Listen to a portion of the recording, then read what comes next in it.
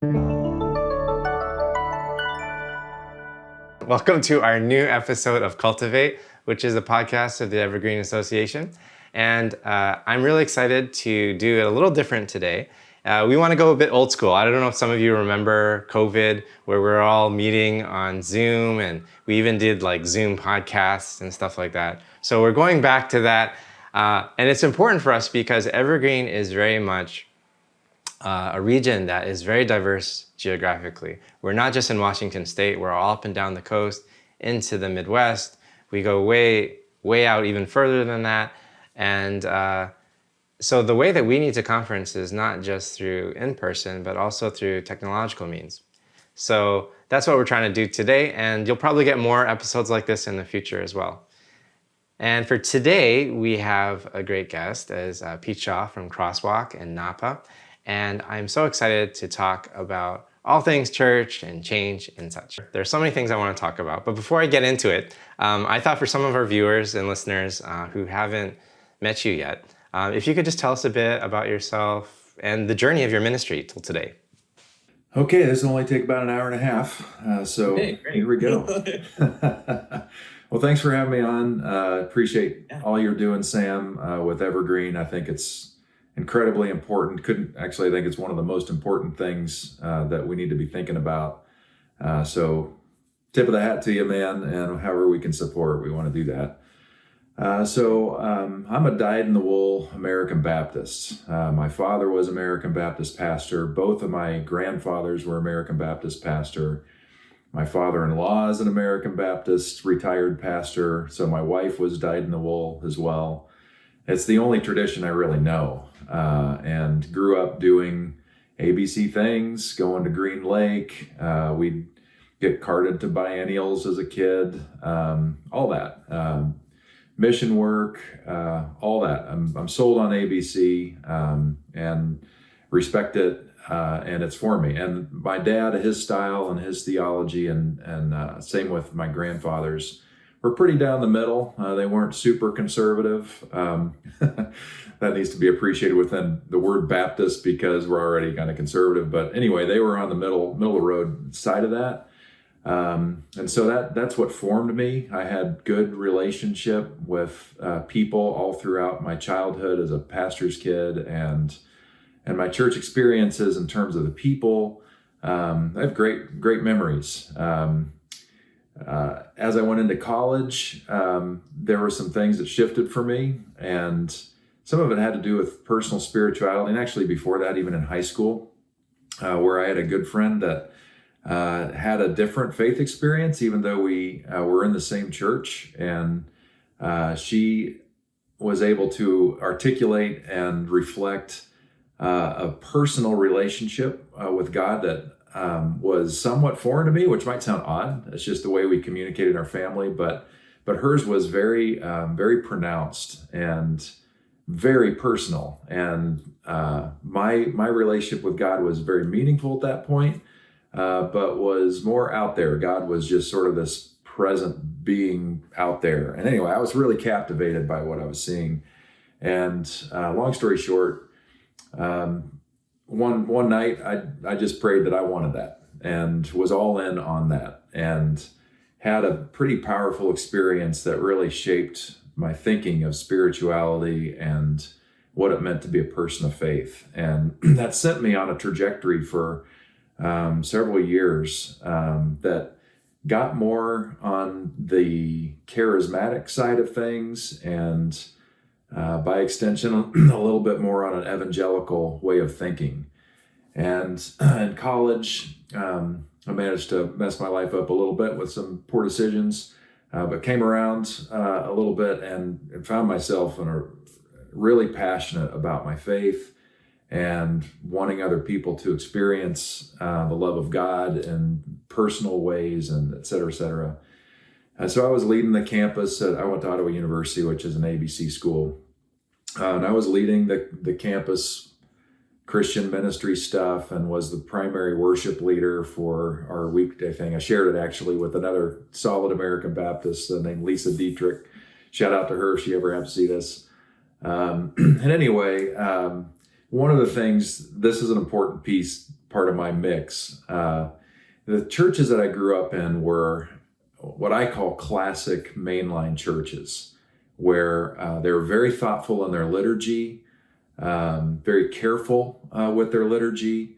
The tone of the sanctuary was, and during a service, was very respectful. And what that meant was oftentimes is inexpressive. And so if you had a muffled amen, after a powerful choral thing or whatever, or sermon, that was about as good as you could hope.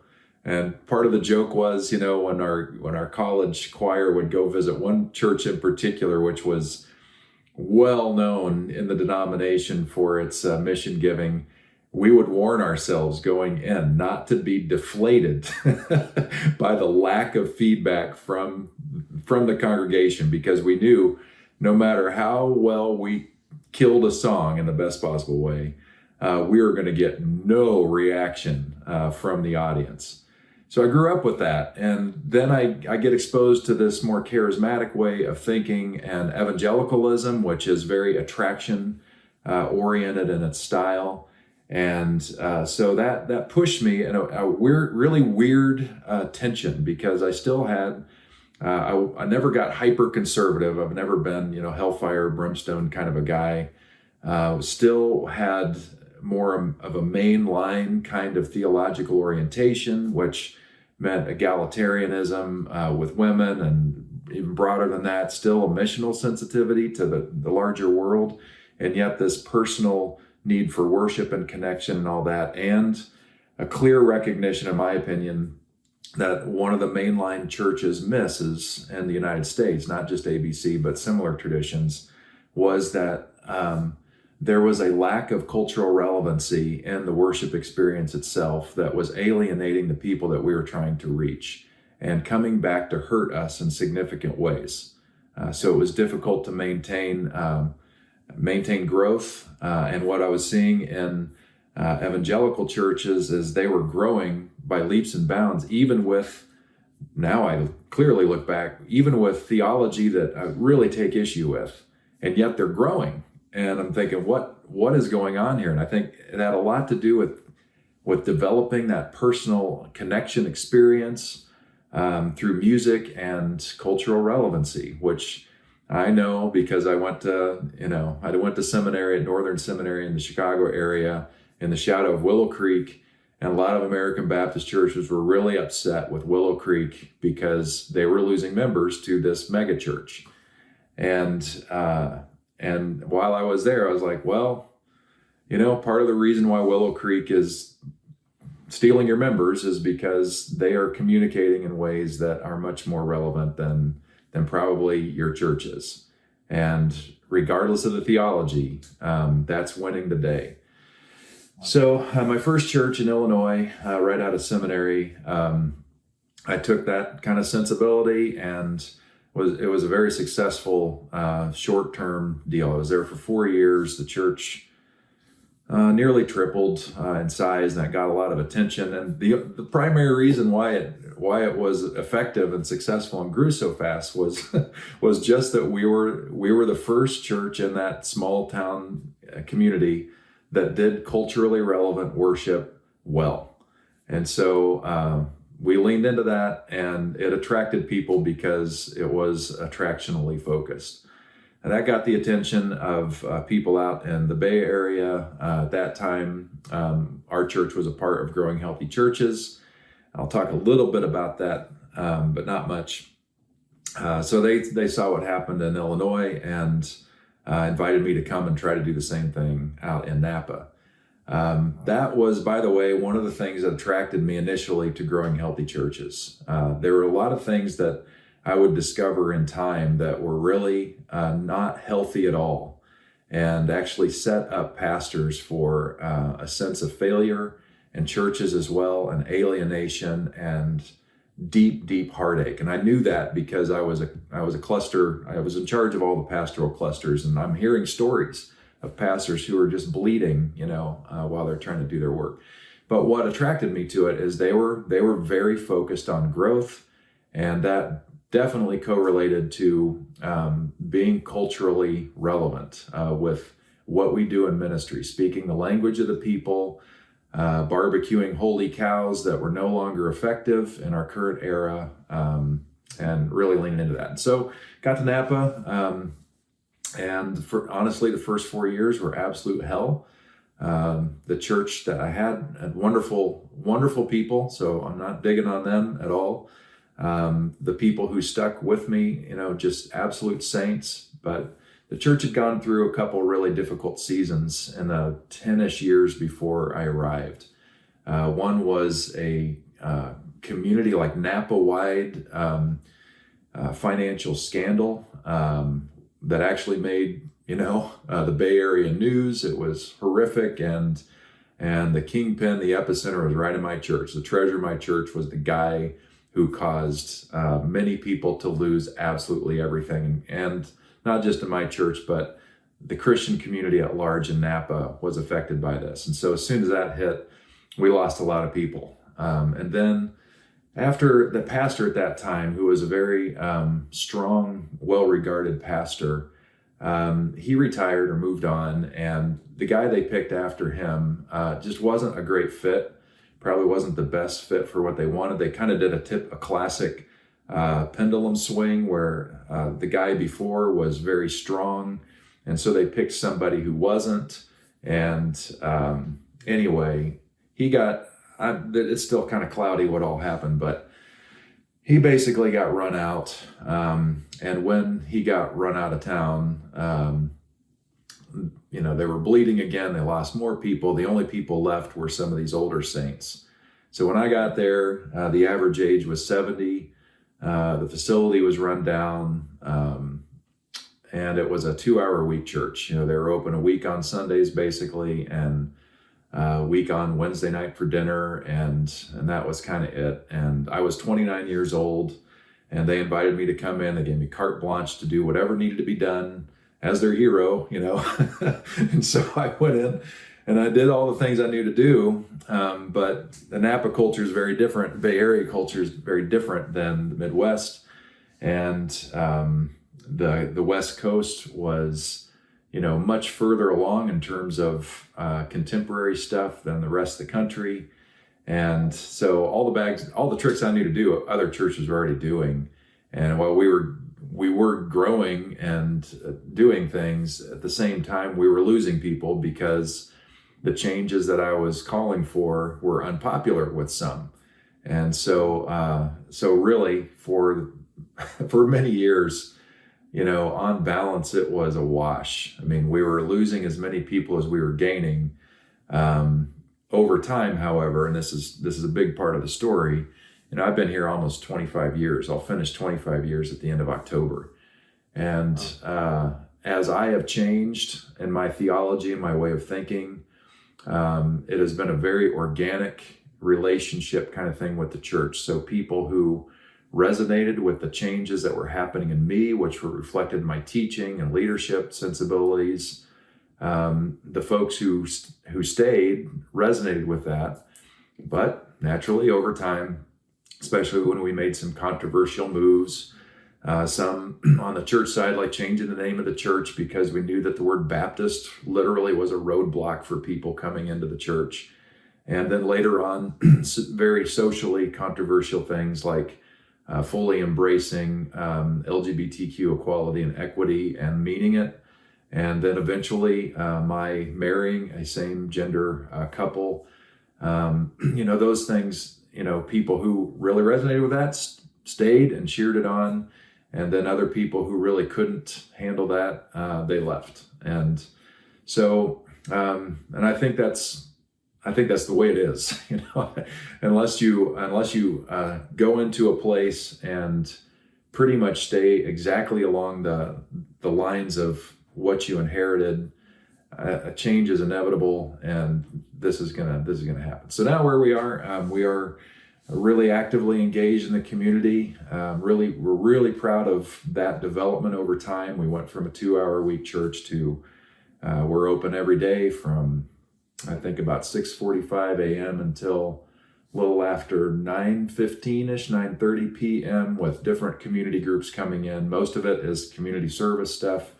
Most of that is recovery community stuff, but we have a daycare on site, and we're used by multiple nonprofits and schools for our gym and all that. And evacuation stuff, we do that too. So anyway, that's the 15-minute short version, but there's a lot of scars along the way that. Oh, I can imagine. I mean, so much life in that. I really appreciate that. There's so much I want to talk about, because I didn't realize actually how many parallel paths we have. So, I mean, I'll talk about that in a moment, but there was so much I wanted to say, and I want to dig into that in a moment. But maybe this might be a good time to talk about, some people might not know that you're relatively new to Evergreen. We don't need to go into details of like comparing regions or whatever, but I thought it'd be interesting for you to just talk about like, what has the experience been for you as a pastor and as your congregation before Evergreen and now that you're in Evergreen? Is there anything that comes to mind? Sure. Well, as I mentioned, I was in leadership with Growing Healthy Churches. So I was part, especially in the early years, I was part of the problem. But then over time, especially seeing the burnout, started to lean into that and use my authority to dictate what the pastors were going to be reading, to talk about things that were countering a little bit the church growth push. And, one of the books that I made everybody read was a book called Shrink, which actually challenged the idea of the church growth model. But anyway, so there were a lot of things that were bubbling, and I understand I was a part of the mess here. So, but at the same time, I also was trying to do what I could to help correct some of the mess. And I made some messes, and I think healthy ways. Like Growing Healthy Churches knew my stance on LGBTQ stuff, and they didn't fire me, even though some wanted. Some used me as a reason to leave the region. And eventually I was fired, from that role, and our church was asked to move on or get kicked out. And so Evergreen was a great fit for us. Theologically, Evergreen is open and embracing as we considered, where we might land. Really, really appreciated Evergreen's living out its principles of inclusion. I think it's remarkable how we're run, even if it's challenging. I think it's beautiful.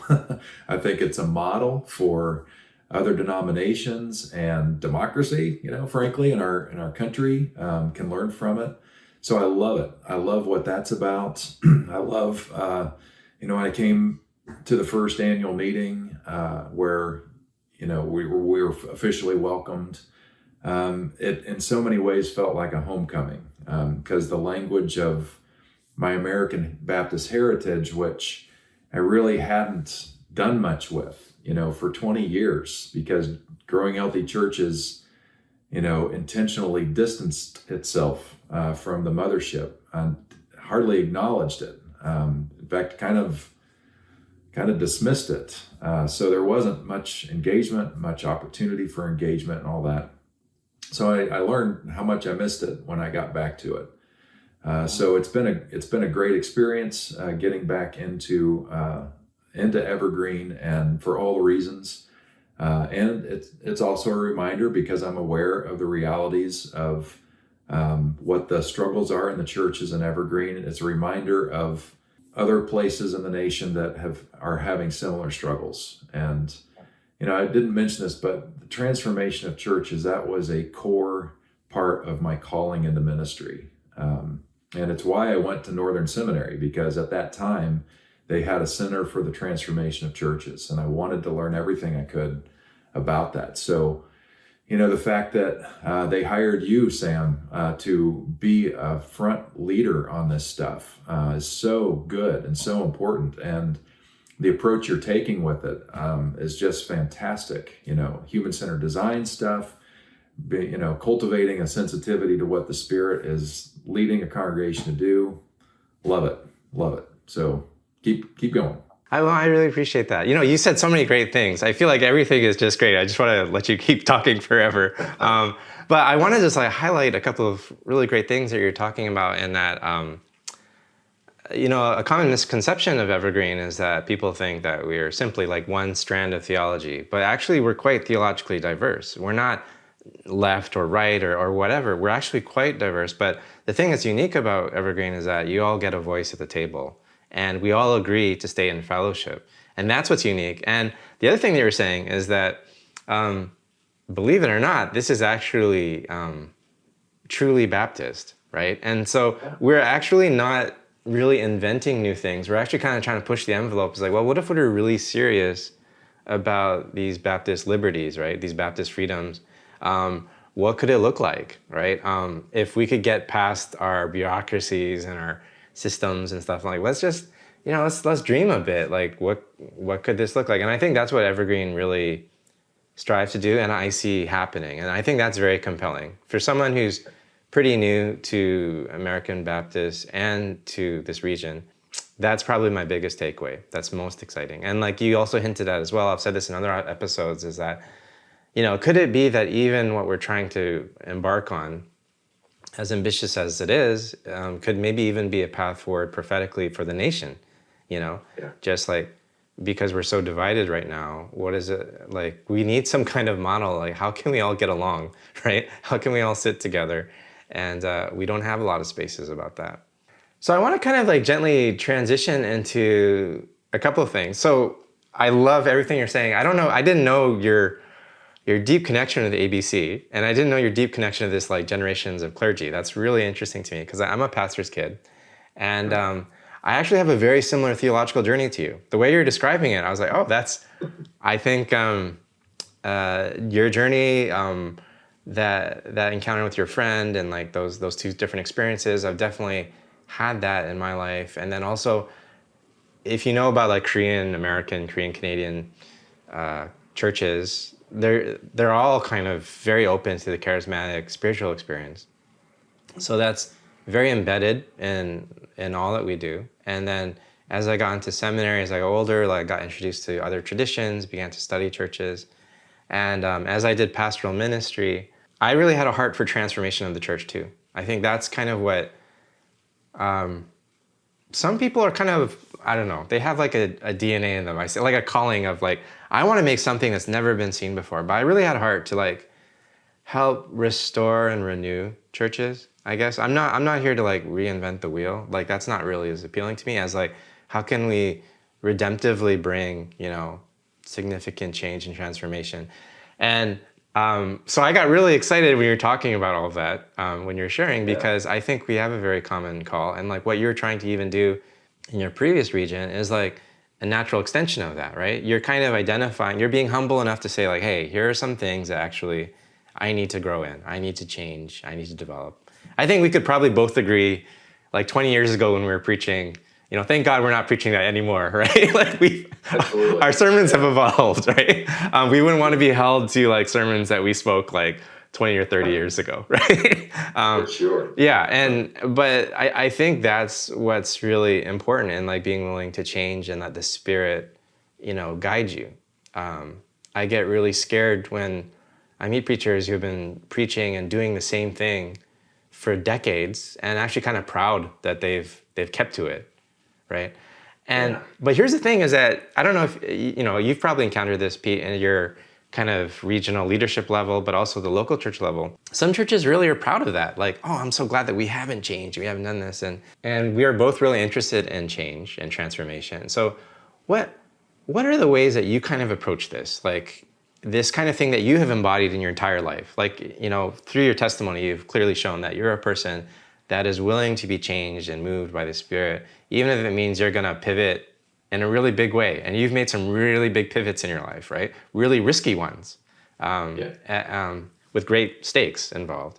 So how do you impart that kind of spirit that you've been living out into your congregations and to your churches? Because that's on the mind of everyone right now after COVID, I feel. Yeah, I've been thinking about this. I might shotgun a little bit here, talk around it. but talk to it. Been thinking about, leadership style and transformation and, what would I tell a younger me, or somebody who's in a turnaround environment that's difficult. And I think there always has to be an appreciation of who we are, who we are bringing to the table as ourselves, and respect how we're made, how we are imago Dei ourselves, and not be afraid of that. So if we couch it and say, okay, we always have to keep our egos in check and beware of hubris and pride and all that stuff to get in the way. So all these assumptions, but at the end of the day, whoever the leader is, they have to recognize their own gifting and their own passion and their own journey and how they are speaking into the congregation. No, there was an old quip, a leader who has no followers is just a person taking a walk. And so, I had a conversation with a high-level ABC guy just a few months ago, and he just reminded me of that no leader leads alone. So even though it may appear that I had very strong leadership and made very strong moves and called directions, sometimes without asking for any permission, the reality is that at the end of the day, I never acted alone, ever. That there were always people who were with me on the journey that weren't too surprised. And it's part of my ethos. It's part of the church's ethos. Over time, especially, there is a real, reflection between pastor and congregation and sensibilities and all that. And so, now, because part of my makeup is I love to experiment. I love to try new things. I'm curious. I don't mind, burning a holy cow here and there or mixing it up a little bit. We use that word experiment all the time because then people know, well, if it doesn't work, then we learned it didn't work. And so now, our culture at the church is, if ever I say, hey, we're going to try something weird today, on a Sunday morning, everybody just kind of laughs. They're like, well, that's no different than any other Sunday morning because we just created this environment of flexibility and all that. So I think number one is knowing who you are and respecting that and honoring that and protecting that because we can get carried away with our own hubris. But on the hubris thing, I would say that just as I may be guilty of feeling a little bit too arrogant or prideful on, I've figured out, this way of doing church and this is the way, I think that same, and then I could be challenged on that. I think there is the same level of stuckness or hubris on the other side, that both are detrimental. So if I just, kept going forward without anything to check me or any governor in there to ask questions like, are you sure, or is this really still aligned with shalom and what the Spirit's about and all that, that could run off the rails. But, one of the things that pushed me in my theological thinking and thinking about ministry was a recognition as a blanket statement. I know it's not fair or appropriate for every context, but the mainline church in America, the data is very, very clear that it is struggling to survive. And in my opinion, not just American Baptist, but I see this in all mainline traditions and friends that I talk to in the same thing. By and large, they are struggling with the time capsule issue. And like you said, are proud of it. And it's wonderful to stay true to tradition, but I would challenge it. And I would say that wasn't Jesus. That wasn't the New Testament church. That wasn't the disciples. They were trailblazers. They respected their tradition. They honored it, but they also recognized they needed to shift and pivot. And they certainly did by the end of the first century. And so did Judaism, the very tradition that gave them birth. Judaism itself, after 70 AD, radically shifted how they did everything and went to a rabbinical model versus a temple model. I mean, it's all there. So I have, I have some attitude and edge, which I know needs maybe can be edited out. Maybe you can soften it, but I'm still very, very concerned about churches that are dying at an alarming rate because they don't want to make changes that really don't have anything to do with necessarily traditions that should be honored. You know what I mean? And I don't know how to say that in a soft way. It's probably going to piss people off, and I apologize for that up front. But I will commit. Yeah, we don't have time. We don't have time. Barno wrote "Frog in the Kettle" 30 years ago or more, and yet we're still the frogs in the kettle. And I gotta be careful because I get really passionate about this, and I'm worried for the sake of the church. I actually really want to highlight those two things that you're talking about, and I love it, is that a lot of times when churches are thinking like we need to change, what they're thinking is like we got to become like X, Y, or Z, and what I'm discovering more as I study the Word, as I do ministry, I feel like God is saying, no, I want you to be you as possible, and as a Korean growing up, I had these like white Euro mentors, and I didn't realize at the time, like they were telling me like, I felt like I had to be like them, do church like them. And they even told me like, your parents do church like that in a Korean church, but like, you're in Canada now, you need to do ministry like this. And I felt this guilt. And I remember that feeling very distinctly. And I feel like a lot of churches feel like, oh, they dismiss the presence of the Spirit in their communities because they're not embracing like, look, I didn't make you to be that church or this church. I just made you to be this church. And you don't need to change anything. I just want you to be more yourself, if anything. And the problem with a lot of churches is like, we don't know who we are. And so we don't embrace that knowledge. So, but then you gave a great corrective too, to say that also, we don't just change individually. And that's kind of the danger of the kind of that Baptist congregational sense is like, we can be these little silos or little islands and we get so entrenched in like, this is our way, this is what we do. But change happens in community, right? Like you're just talking about like, you get changed by a congregation. We get changed by the culture. That's not a bad thing. Like we don't need to be afraid of the culture. Like we're learning together, and you can't learn if you're not listening and engaging with your community, right? And so it's like, yes, be yourself as much as you can, like double down on it, be even more you, but at the same time, don't go so extreme that you're disengaging now because you actually need to be shaped and changed by the world around you. And I feel like, I thought that was just so profound what you said, because I feel like a lot of the erring that we get in churches is that they go too far either way, right? Some are just way too influenced by everything around them that they have no imago, they don't know their imago Dei, right? And then some are just so doubled down on it that they will not change, right? And that leads to, your impassioned cry, which I hope everyone's hearing, and I share it with you. And that's why I do the work that I do, I actually came to Doug and I said, hey, this is what I want to do at Evergreen. If I do this job, this is what I'm really passionate about. And we were definitely on the same page about it.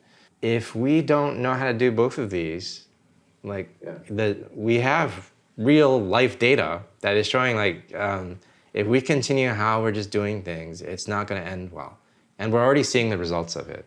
COVID was just this accelerator to kind of just show how serious things are. And so I feel like these kind of discussions we're doing right now are so important because a time such as this, right? It's really, if we're not going to embrace these two things that you're talking about, right? What is the next generation of church going to look like? Yeah.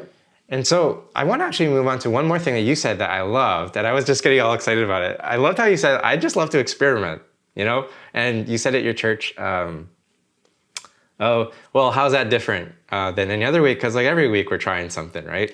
There's Goat Pete again. He's trying something new, right? But you're talking about, when you're talking about experiments, there's no failure or success. It's just we're learning each time, right? We're learning, oh, that worked. we learned it doesn't work. And you seem to have this very like comfortable sense with experimenting, which I think a lot of churches are afraid of because we amp up the stakes so high, we don't try anything. And I wonder, in your opinion, what do you feel like are some of the obstacles to becoming an experimenting church? Because like I encounter, this is probably one of the hardest things for me is that churches have no end of ideas, right? I discovered this very quickly, but their actual commitment to experimenting is way different, right? Like we can throw out ideas all the time. We have committees. There's a whole like board full of ideas. But if I come back like in a month or two, I'm like, hey, so what did you try? I'm like, oh, they didn't try anything, you know? So what do you feel is like that obstacle of getting that culture of experimentation in your church? You know, I'm wired to be me. So I think there are some principles I want to talk about, but I do want to acknowledge the fact that I think I'm weird on this. I think because I had a passion for change to begin with and knew some obvious things that needed to shift. I think that helped me along the way. I already had conviction about it. So I didn't have to overcome like, oh, does this really need to go? It's like, yeah, this absolutely needs to change because nobody cares about that thing anymore. And this is not effective at all. So I'm, my personality type, I like to do that. I'm also a performer. So what that means is I'm paying attention to my audience all the time. And that gets me to actually a pretty good principle here, because I think the pastoral role is incredibly complex and challenging, especially when you recognize that your organization is dying and needs to change or die. And nobody wants that.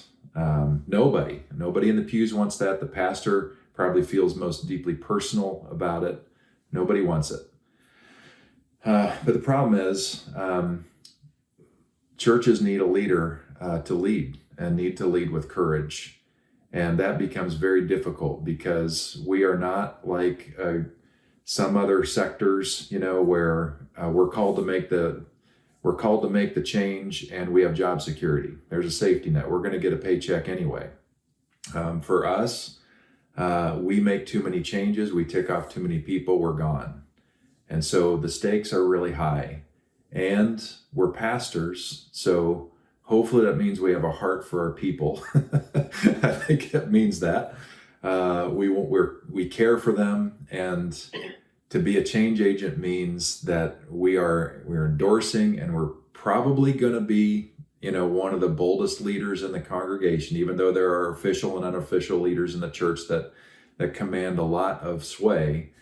End of the day, it's on us, and we know it. And we don't want to make the decision that's going to offend this dear parishioner who we love, and we're taking something away from that person, and they're probably not going to like it. We feel really bad about that. Or for a period of time, we're going to try this experiment, and everybody's going to be grumpy about it. I've got lots of stories like that from my first week in my first church, just simply changing the way we did the bulletin back then in the day. And getting rid of the very clear structure that they were used to and just approaching it different. And the secretary at that time, she asked me 3 times, "Are you sure you want to do this?" I'm like, "Well, yeah, why not? I'm 29. I was 25 at that time, and that church, just said, hey, show us what you got, kind of a thing." So I went for it. That secretary quit before I even got there because she was so afraid of the consequences of making change. And so to create that spirit of experimentation and cultivating that, I think you got to start somewhere. I think it's kind of like, to go back to Dante's vision of purgatory. Purgatory Mountain is difficult at the beginning. It's a very high climb. But the closer you get to Paradiso, it gets easier and easier, even if the decisions are harder and harder. And I think there's a principle there for leadership, that there is absolute courage required. This is not easy. You're going to do things that are going to piss people off. It is not going to be popular. But I have a rule of thumb that anytime we do something new, that's not crazy, right? After about 3 weeks or so, maybe a little longer, that new thing that you introduced became standardized. And then when you take that away, people are mad. In other words, people flex with you and they get used to things. And especially if it works well, then you go for it. And if it doesn't work well, then make fun of yourself with it. I mean, just have some levity. But I think sometimes I can come across as, I don't know, too bold or I was just charged to do this thing. That's not really the flavor at all. I have a great relationship with our congregation. We love each other. They trust me, and they grew in trust over time. So that by the time we really took on some serious hills, or I challenged some deeply held Christian positions on things, I didn't get fired. And the reason I didn't get fired is because they trusted me. That was one of the, on the LGBTQ stuff, this is many years ago, but I had a guy who was kind of interning with us, and he wasn't really interning. He already had experience in the field. He had a year where he needed to kill, and we were lucky enough to have him. And so he was curious about how we didn't split, how we didn't blow up over the LGBTQ thing. And I think at the end of the day, it's relationship. So I have a strong relationship with our congregation. And now it is so strong that we can literally do anything. And they know that at my core, my guiding principle, my ultimate guiding true North Star kind of thing is shalom. I think that is the thing that the Spirit of God wants to an individual, for communities, for the nation, for the world. It touches absolutely everything. It is the most comprehensive vision for the world, for a congregation. It's shalom.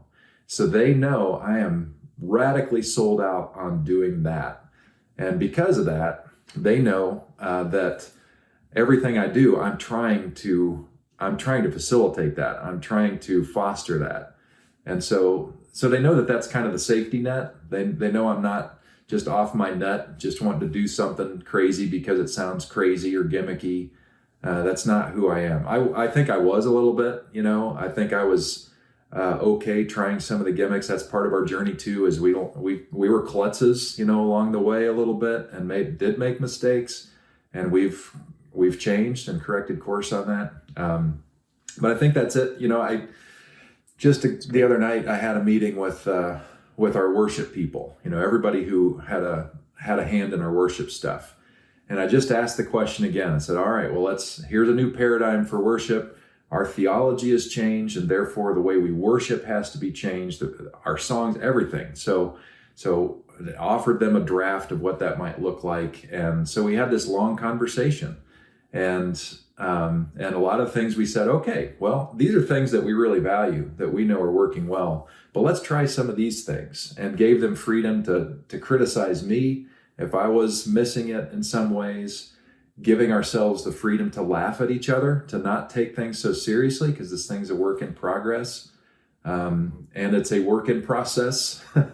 We're constantly learning along the way. So I don't know if I said anything there, but I hope something. No, you said so many things. I actually am just trying to make sure I don't want to lose some of these, just these precious gems that you're throwing at us. Is like what I loved what you're saying is that a lot of why we're scared of change is because you can do it incrementally, right? Like you just talked about, look, we could start with these small things, and you realize oh, that wasn't so bad.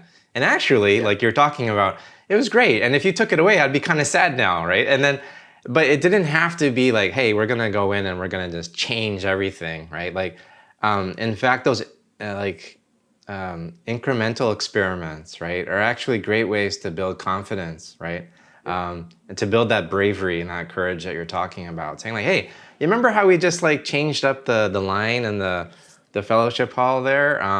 Did you like that? That was actually pretty good, And then you're oh, so when Pastor blah blah says let's change this little thing, I'm gonna try, because that thing they did before was pretty good.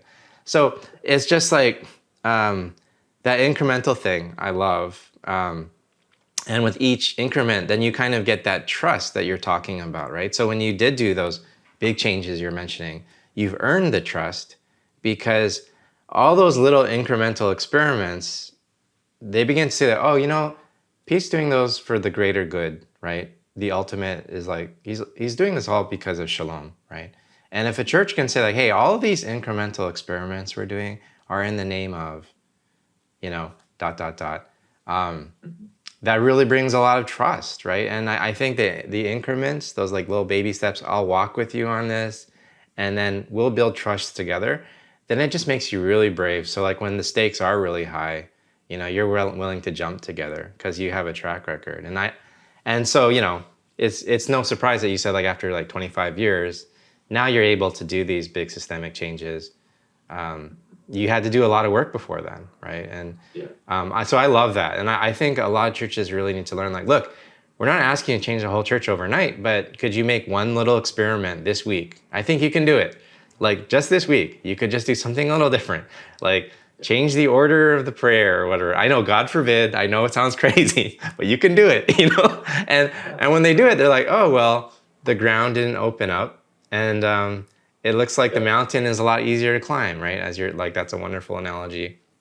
The other thing that you said a couple of times that I really want people to hear is that we need to laugh a bit at each other. We have to not I think because the state of the church is so dire in some ways, if we look at the data, like the stakes, the anxiety is like through the roof, right? Yeah. So any changes, we think immediately like, how is this going to bankrupt us? How is this going to, and yeah, there are high stakes, but if we just meditate on the stakes, like the stakes will meditate on us, right? And we just have to like, hey, let's just bring it down, friends. Let's just try it. Let's get some mud on our faces. Like, oh, you remember when we did that? That was kind of crazy. But, it was great because we learned we'll never do that again. And I own it. Like, I've done so many things like that where I was so sure this was the move of God. And I was like, well, that was the move of Sam, and let's never do the move of Sam again. Let's just not do that again. So I love all those things because all those things together, I feel like, show that, change can be, it doesn't have to be an artist personality. It doesn't have to be like, you have to be an entrepreneur to do it. Like, we can all do it. But it is terrifying. But if you do it in steps, and I didn't mention, actually, I'm an artist too. So actually, when you were speaking, I'm a musician. So I was like, oh, I get it. Like, so many things you're saying really resonate with me. I feel like we could be talking for hours. But I did want to, before I close and wrap up our time, I wanted to make sure that we had time to talk about the fact that you also have a podcast that has been recognized in different circles. So tell us a little bit briefly about the podcast that you're hosting. Well, I think I told you before we started this show, we need to put podcast in air quotes for CrossWalk because it's not a show. It is, with a few exceptions, it is simply an edited version of the teaching that I do on Sunday. So, and by edited, I mean barely.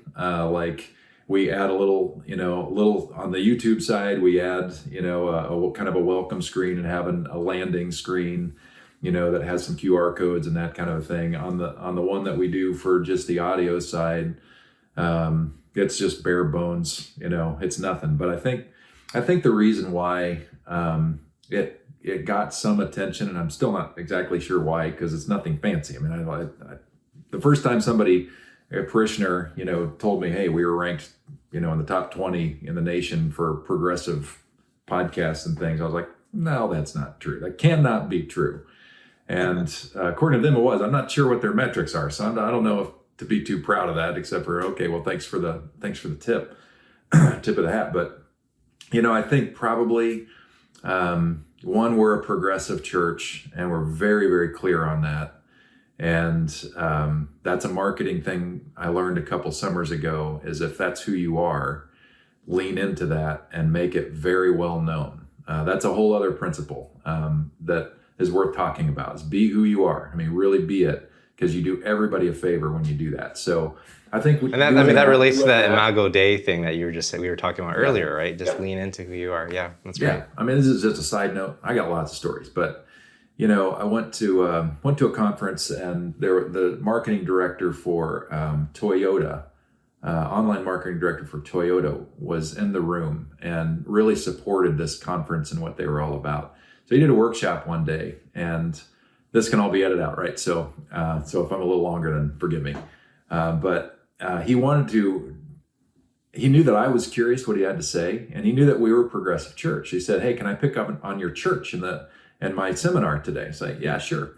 So he starts the thing off, said, "Okay, well, Pete Shaw said we could pick on his church, so I have permission to see how his church stacks up if I was just a normal person in the community looking for a progressive church." And so he's in real time, he's on stage, and he types in progressive church in Napa in the Google search. And 3 conservative churches showed up. CrossWalk wasn't anywhere on that list. We showed up on Yelp for having good reviews, but nothing on progressive.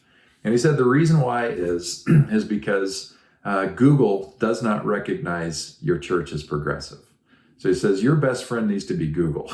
So if you're a progressive church, you need to let Google know that in all the ways you can. And so he taught us how to go on the back end of our podcast, our YouTube, our website, to make sure that was clearly articulated so people could find what they're looking for.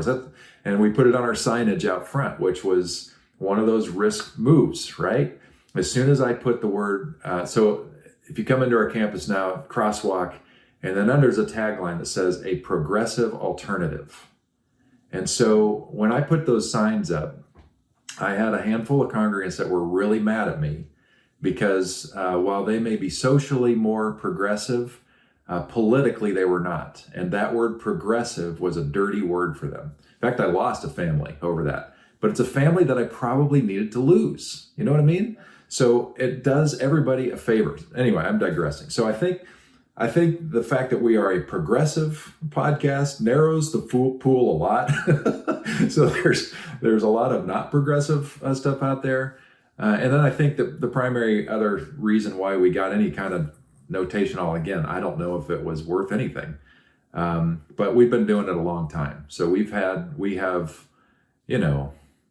I don't even know how long, over a decade of, weekly podcasts, if you call it that, teachings that are online that go back and even deeper than that. I'm not sure what platform we use, but I think that was it. And I encourage it because your audience does grow over time. You never know where that's going to go. As an example of that, and I think the more you do it and the more you have an online presence, I mean, we know this stuff. The more your online presence is there and the longer you're in it, the more findable you are and the more resources people have to find you and understand who you are. So those churches that think, oh, this isn't worth my time, I just want to challenge that right away. Podcast is an online presence, and anybody who's looking at your church, they are going to want to try you on for size for a long time before they darken the door of your church, because their church experience is, I don't want to go to church and I don't want to waste my time. I want to know what you really believe. And so everybody who is a first-time guest at our church, long before they fill out a Connect card, long before they do anything that we ask them to do, they have spent significant time scouring our website, listening to me multiple times, probably watching, recordings of our live service to see if they want to risk showing up in person. So if there's ever a compelling reason for any church to just do the simple thing that we do, which is very easy, requires no real technical prowess at all. It's so simple. I implore you to do it. Get your church on YouTube, because everybody searches YouTube. Find an easy podcast app out there and use it, even if it's just the church's teaching, because that matters. It becomes a body of work that becomes searchable, and it's a database, and it gives your future audience the opportunity to know who you are. And again, you never know who it's going to reach. And so I just as a quick story, just to encourage people to do this, totally out of the blue, like, I don't know, it was a month ago or so, I get this email from an anchor man in the Boston area. And somehow he did a search that ended him up on our YouTube channel. And he happened to be gay and happened to be getting married, to his partner in the near future this summer, and was going through seminary, but was having a really hard time finding a church. So this guy, who I don't think I'll ever meet, watched a sermon that I did, I think 7 years ago. And it had an impact on him, and it blessed him in some way. And that means that whatever that did for him, it's going to go beyond him too. You know what I mean? And so we can never minimize what God can do with the little thing that we offer. I'm super sloppy, man. I am, I don't use notes, which means I'm all over the place sometimes, as you can tell by this podcast. So, if God can use me, God can use everybody and anybody. So I love that. So that's the reason. Wait, sorry. The name of the podcast, is it simply CrossWalk, or? I think we're. I mean, this is how seriously I take it. What is the name of our broadcast? I think it's probably CrossWalk Napa. I think that's probably what we are. Okay, great. Yeah, people should definitely look it up. Everything you said, I totally agree with. I also had like a funny story where during COVID, when people just started, expanding their scope on the internet, looking for churches, like we found someone who wanted to be a member from Japan because they just listened to our podcast. It was just really, it's really incredible what God can do. So, Pete, I want to thank you so much. There's been so much good stuff here. I feel like I want to just tell all the pastors in the region, you should really listen to this episode because I think we're really addressing a lot of important things. I feel like I could have definitely extended this much longer. I had so many more things I wanted to say. So maybe we're going to have to just have another episode to talk to you. We'll do part 2 sometime. But it's been a real pleasure. The moments that we've talked in person, like at annual meetings, I've always enjoyed our conversations. Really grateful for you. And so grateful for the work that you're doing in Napa. Thank you for your faithfulness. You're really doing so much like that you're aware of and not aware of. And so I'm so grateful for that. So thank you again. So thanks everyone for joining us for our latest episode of Cultivate. Make sure that you subscribe on YouTube or check us out on the podcast channels, Apple or Spotify. Pete's doing awesome work. Check out that podcast, CrossWalk Napa. And we thank you for your support. Slowly but surely, we're getting more people responding and engaging, and we're grateful for that. So spread the news. There's more episodes to come, and we're really excited for what's next. Talk to you next time.